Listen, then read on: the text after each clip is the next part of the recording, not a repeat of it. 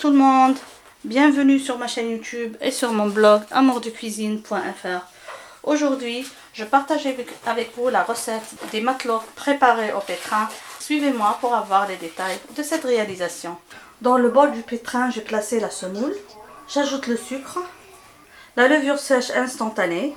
J'introduis le tout délicatement.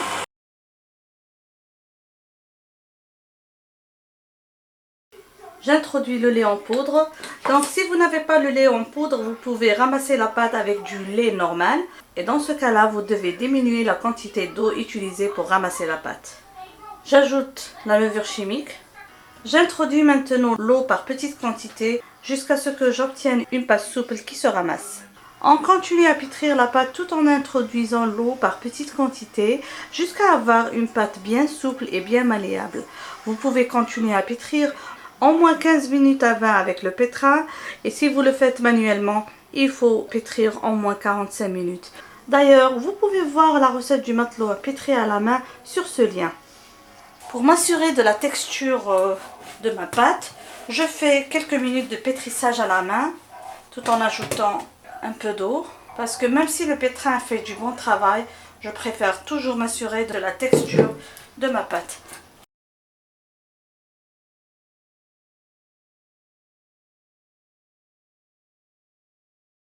Maintenant que ma pâte est bien souple, je vais la pétrir avec un peu de beurre, juste pour la parfumer. J'essaie de faire pénétrer le beurre à l'intérieur.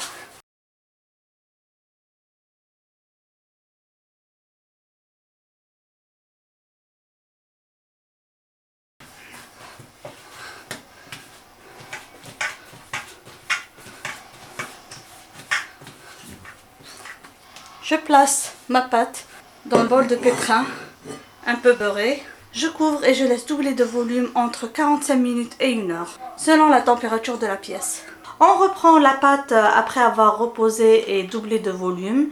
On va la dégazer un petit peu sur un espace beurré. J'aime beaucoup travailler avec le beurre. Et on va la diviser en 3 boules égales.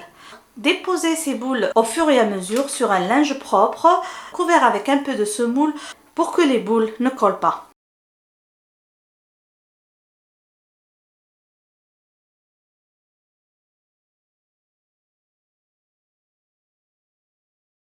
Les boulettes de matelot ont bien doublé de volume comme vous le voyez.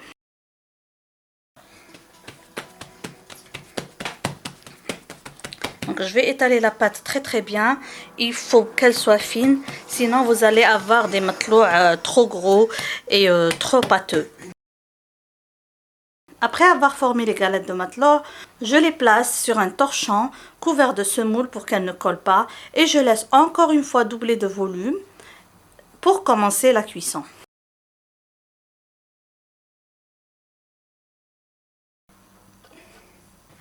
Voilà, on va commencer la cuisson. Je vous montre ici la cuisson sur la crêpière. Et je fais ma cuisson, donc je laisse un petit peu que ça gonfle pour tourner la galette.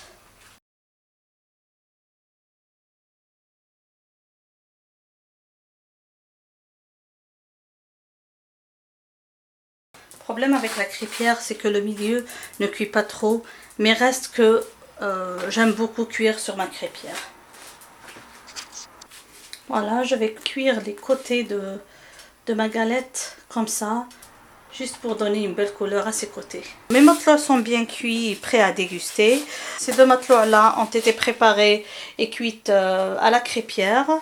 Franchement, j'aime beaucoup sur la crêpière parce que la température de la crêpière est très forte. Du coup, dès que je dépose ma galette sur la crêpière, elle gonfle rapidement. Alors que en cuisant sur le tagine électrique, la pierre ne chauffe pas trop bien. Du coup, la galette ne gonfle pas. Reste que on voit qu'elle est vraiment spongieuse. Je vais couper un morceau pour vous, juste pour que vous puissiez voir la texture de la galette. Elles sont super bien aérées. J'aime beaucoup.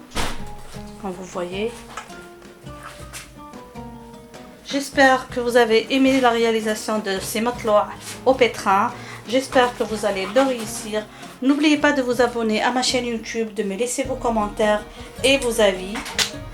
N'oubliez pas de laisser un j'aime et de partager cette vidéo avec vos amis sur les réseaux sociaux.